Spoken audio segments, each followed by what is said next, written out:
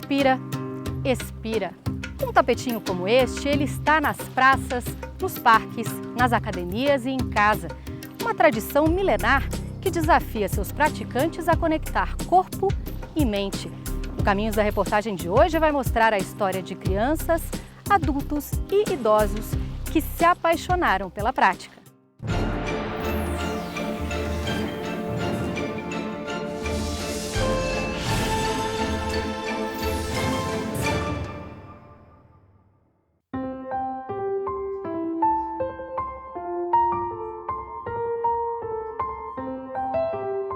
Eu tinha 20 e poucos anos, estava passando por uma fase estressante na vida e alguém sugeriu que eu fizesse yoga. Eu fui. Só que eu sou de luta, de artes marciais. Então, quando eu cheguei na yoga, eu achei muito chato. Falei, gente, isso não é para mim. Fiz, acho que 2 aulas, que nem dá tempo, né, da pessoa conhecer, né? Aí parei, nunca mais fiz. Com a pandemia, Renata resolveu dar uma nova chance para o yoga. E eu tenho uma sobrinha que ela está fazendo curso, né, para ser instrutora de yoga. Ela mora em Cozumel. Ela falou, tia, experimenta fazer. Tem tanta plataforma, né, de yoga. Eu falei, tá bom. Aí comecei a procurar, achei uma. Falei, acho que aqui é o caminho, porque aí eu percebi que a yoga não é chata, né? Que ela começou a me dar uma coisa que eu precisava muito, que era calma. Aí foi assim que eu retomei, né? Eu sou faixa preta de karatê, de aikido. Eu tenho um cavalo e agora atualmente voltei a ter um personal. Então é uma vida muito ativa, onde eu vi que o yoga me ajuda fisicamente em todas essas atividades, né? Eu fiquei mais elástica, né? Estou mais calma. Montar um cavalo exige calma, exige tranquilidade. Então eu faço os exercícios de respiração antes de montar. Olha só, são coisas que desdobram que você não imagina.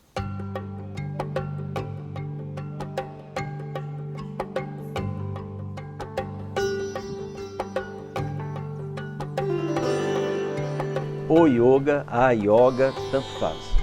Se você for falar sânscritamente correto, aí você teria que falar no masculino, o, e tem que fechar o mesmo, yoga.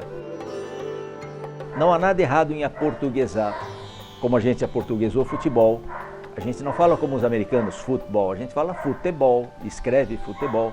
Então, aportuguesar não é um problema. Então, se a gente falar a yoga, entendendo que você aportuguesou, tudo bem. Mas se quiser falar correto mesmo, o yoga.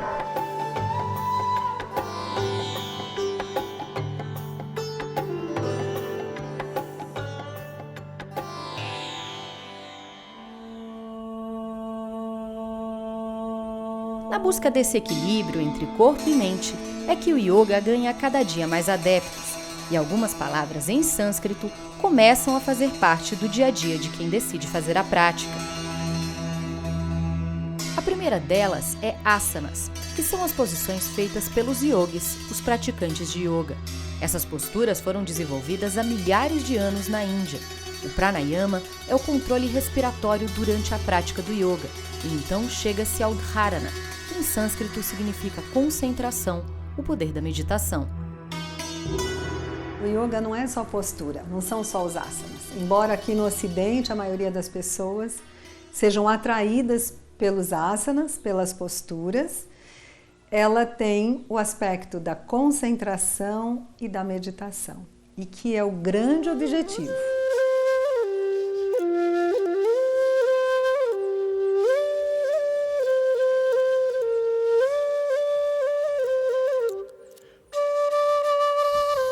Exala as mãos e namastê. Mostrando posturas, exercícios respiratórios e meditação, Priscila Leite ficou conhecida na internet. Seus vídeos de yoga somam milhões de visualizações. Um lado é diferente do outro lado. E eu comecei ele de forma totalmente despretensiosa há quase 7 anos atrás. Eu comecei ele simplesmente para dividir a prática com quem, assim como eu, não tinha estúdio na cidade ou não tinha condições financeiras para pagar uma aula de yoga.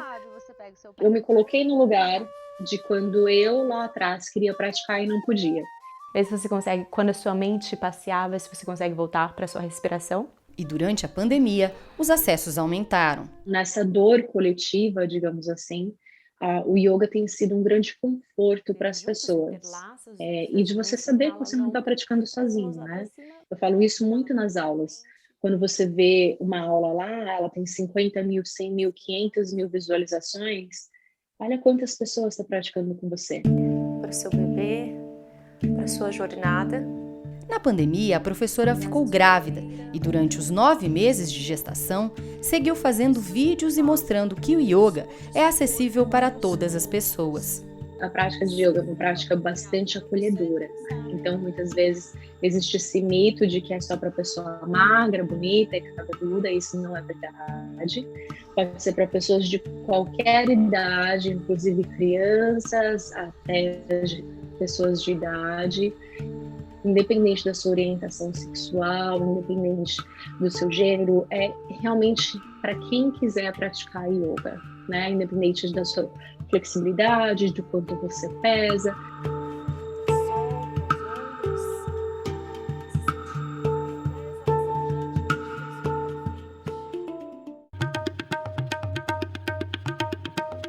De acordo com dados da Organização Mundial da Saúde, a OMS, o Brasil é o país com maior taxa de pessoas que apresentam transtornos de ansiedade no mundo e o quinto em casos de depressão. Segundo especialistas, o yoga pode auxiliar no tratamento dessas e de outras enfermidades. O yoga foi considerado pelo Ministério da Saúde uma prática integrativa e complementar em saúde. E, dentre essas práticas, ele pode servir como uma ferramenta para o tratamento dos pacientes, como um tratamento adjuvante, complementar, no sentido de melhorar essa oxigenação, de melhorar a consciência sobre o corpo, os órgãos, a postura. Além de melhorar a saúde mental, a médica enumera outros benefícios. O yoga trabalha as glândulas e o sistema neuroendócrino.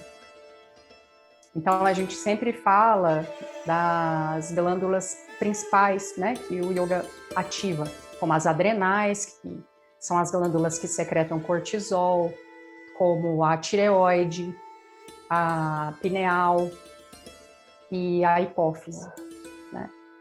Tem também as nossas gônadas, que são testículos, ovários, né? Que também são trabalhados, que estão nos chakras inferiores.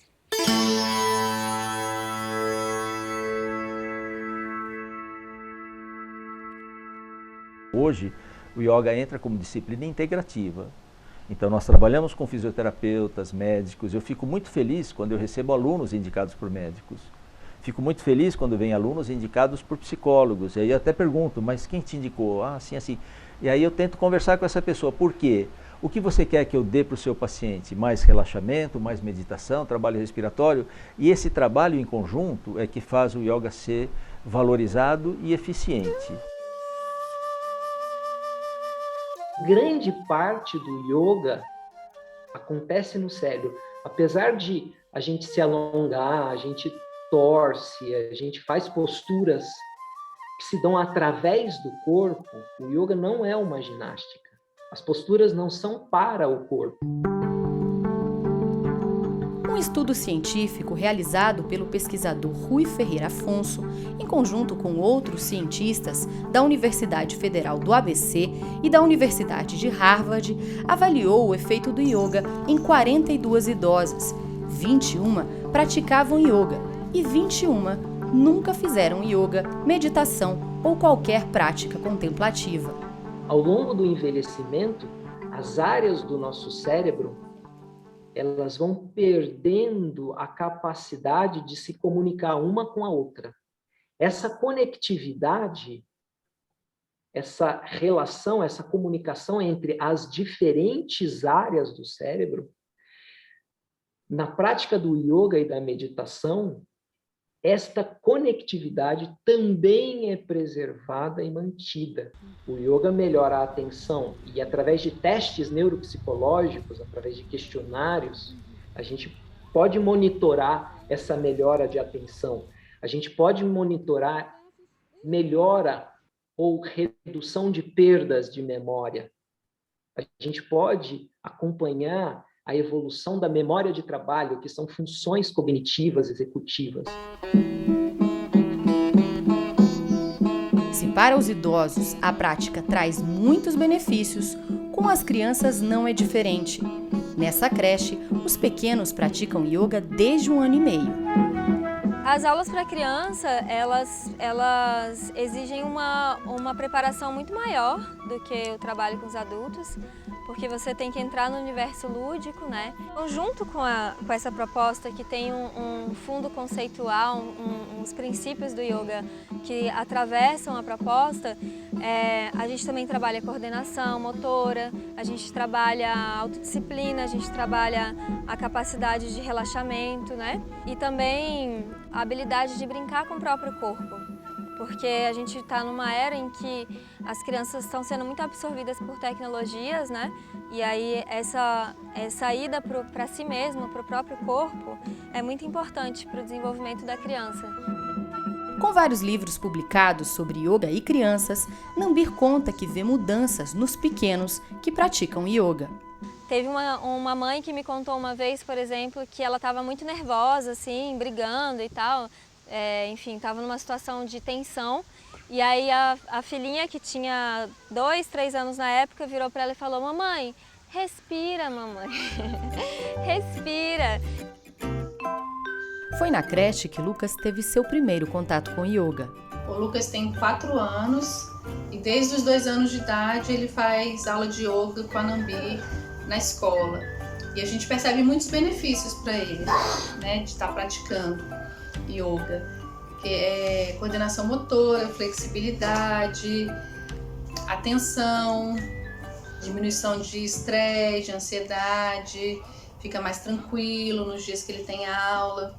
Ano passado, na pandemia, desde outubro, né, eu procurei a Nambir, comecei a fazer aulas online com ela e tem me beneficiado também, né, principalmente pelas questões mentais. Então a yoga tem contribuído muito para a nossa família aqui, para a gente ficar mais tranquilo nesses tempos aí tão difíceis que a gente está atravessando.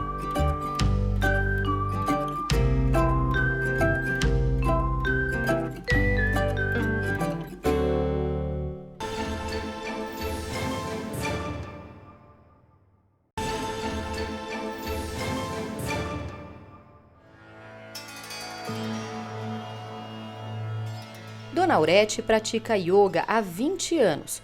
A empregada doméstica aposentada conheceu a prática trabalhando na casa de um professor. Hoje, com quase 90 anos, conta que o yoga mudou sua vida. A senhora acha que se a senhora não estivesse fazendo yoga há tanto tempo, como é que a senhora acha que a senhora ia chegar aos 90 anos quase? Eu acho que eu estava bem decaída. Porque eu tenho cunhadas que é da minha idade que estavam. Umas estão em cadeira de roda, outras estão lá assim. E eu estou espoleta. Eu digo que a Dona Aurete é minha professora. Com ela eu aprendo todos os dias sobre resiliência, sobre entusiasmo de viver, né, sobre leveza e sabedoria, porque ela tem uma boa caminhada aí, uma jornada muito bonita de vida. E isso tudo é yoga. Leidiene descobriu um câncer há 3 anos e meio e logo no início do tratamento começou a fazer yoga. Eu costumo dizer que me trouxe equilíbrio, porque quando você tem um diagnóstico de câncer, você fica meio perdida. E, além disso, você tem vários sintomas físicos, né, que a doença te traz, que o tratamento te traz. E o yoga, além de me deixar mais centrada, porque a prática toda envolve momentos de concentração para você, de olhar para si mesmo, também me trouxe benefícios físicos naquele momento. Então, o yoga para mim foi um ponto de equilíbrio. Tudo isso me trouxe benefícios e trouxe um controle melhor da dor. Encontramos Dona Aurete e Leidiene durante as comemorações do Dia Internacional do Yoga na Embaixada da Índia em Brasília. 21 de junho, em várias partes do mundo, é assim. Yogis das mais distintas regiões do planeta se unem para celebrar o Dia Internacional do Yoga. One of the global objectives is promoting good health of all the citizens of the world, And in this context, the United Nations recognized that yoga has a very important role to play. I think yoga today is not important only for India, but I believe for the whole world. It is a science which is 5,000 years old, and it has benefited humanity. People through this 5,000 years old have got good health, have benefited from the yogic practices, and so it is actually for everybody, not only for India.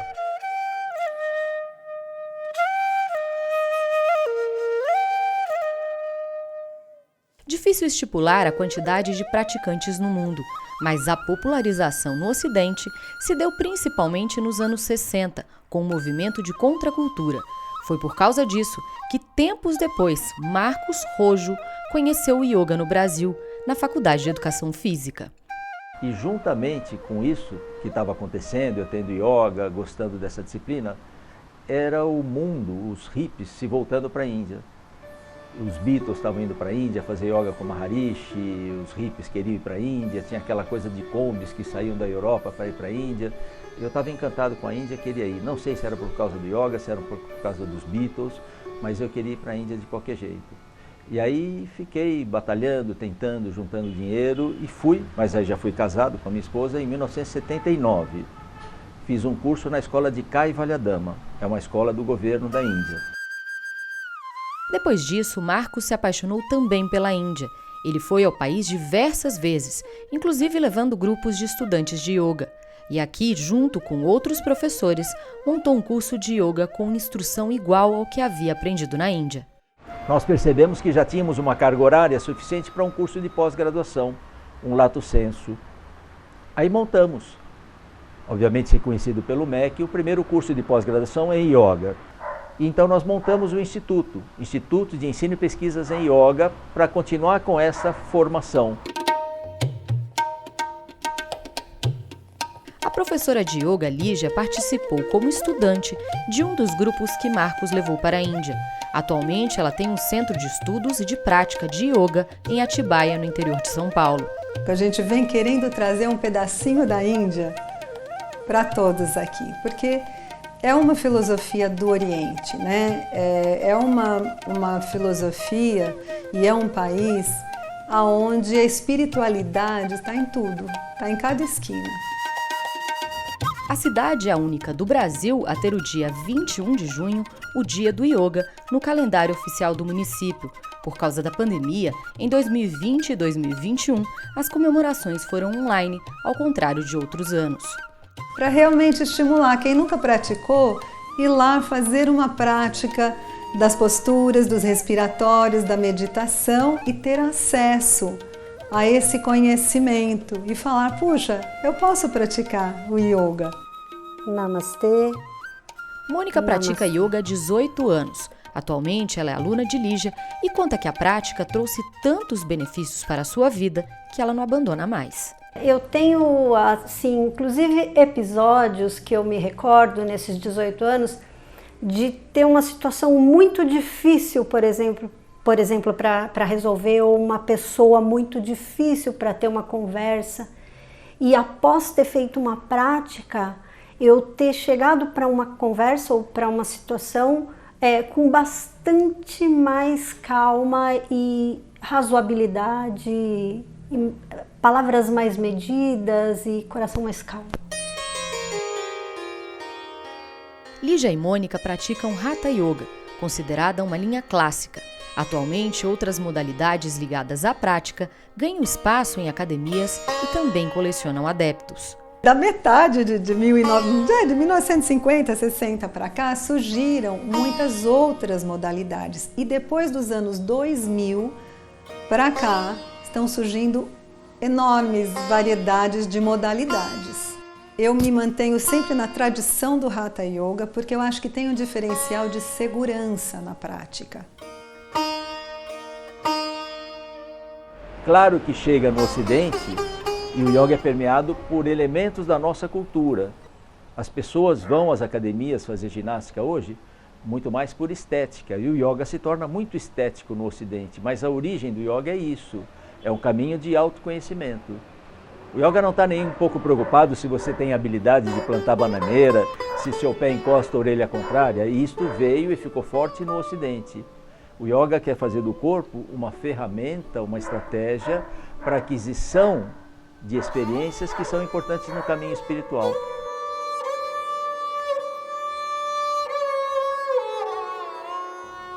As transmissões online impulsionadas pela pandemia fizeram com que o yoga atingisse mais gente que antes não conhecia a prática. Para o professor Marcos Rojo, é preciso ampliar ainda mais o acesso. Por que o yoga tem essa elitização? Por conta dos professores de yoga, aquele que também transmite o yoga. Assuste-se, quando a gente começa a pandemia e eu começo a fazer as lives e começo a ter muita gente, eu recebo dos próprios professores de yoga uma carta, um manifesto de repúdio à minha ação de levar o yoga de graça, quando diziam esses professores que eu vou banalizar o yoga, e era justamente a hora deles ganharem um dinheiro que a gente leva o yoga de graça. Nós achamos que o yoga tinha que ser levado a hospitais. Por que não levar para o hospital? Por que não levar no presídio? Por que não levar às comunidades? Por que não levar também para uma classe social bastante privilegiada financeiramente? Porque às vezes esses também não têm o yoga. Levar para todo mundo. Enfim, esta é a ideia, manter as portas abertas.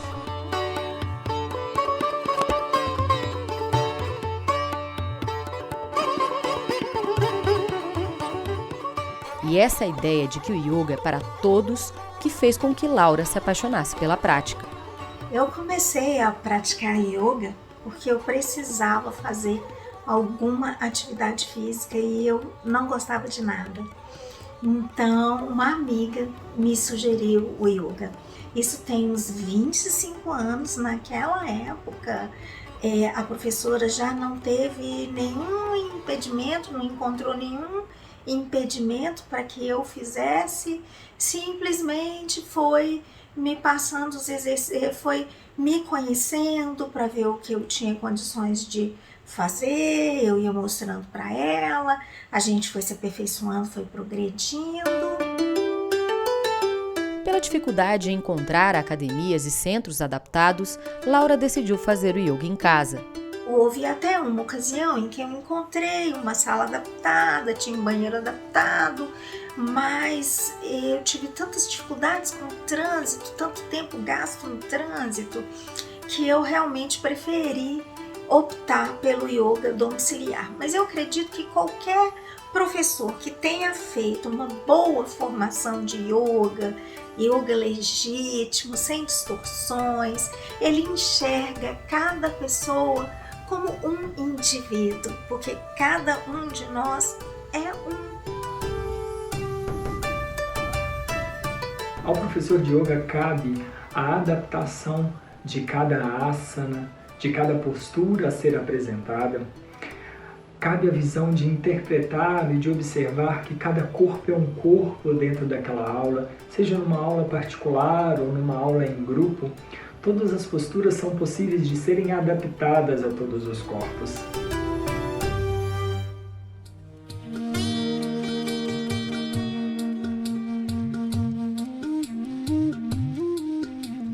Ele está em vários murais e prédios de Brasília. Com um terceiro olho e fazendo posturas de yoga, o personagem Gurulino já virou marca registrada do artista plástico Pedro Sangeon. Eu nasci numa casa com os pais hippies, né? Eu considero meus pais hippies até hoje. Esse espaço do yoga, ele veio muito naturalmente, assim, porque ele faz parte de coisas lúdicas da minha infância, assim. Eu reconheço como, quando eu sinto saudade de alguma coisa, eu também sinto saudade de yoga, eu também sinto saudade de coisas, assim, espirituais e alternativas, né, que a gente considera. Ele chegou a abandonar a arte para se dedicar apenas a terapias e ao yoga como professor. E depois de alguns anos sem desenhar, a arte voltou com as referências do que aprendeu do yoga. O Gurulino, ele é um projeto mesmo na tentativa de unir essas duas coisas, né? Essa experiência que eu tive de vários anos aprendendo sobre o yoga, né, e refletindo sobre isso, sobre uma ciência dedicada a melhoramento do ser humano e da vida, e esse caminho da arte que para mim tem o mesmo significado, né? Um melhoramento nosso, assim, como ser humano, ajudando a desenvolver essas nossas capacidades mais sensíveis, né, e intuitivas de perceber o mundo. A rua não tem isso, né? Ela pega a pessoa crua e dentro do espaço cotidiano dela. Eu acho que a intenção é muito essa também, minha, né, com a arte e com o yoga, assim.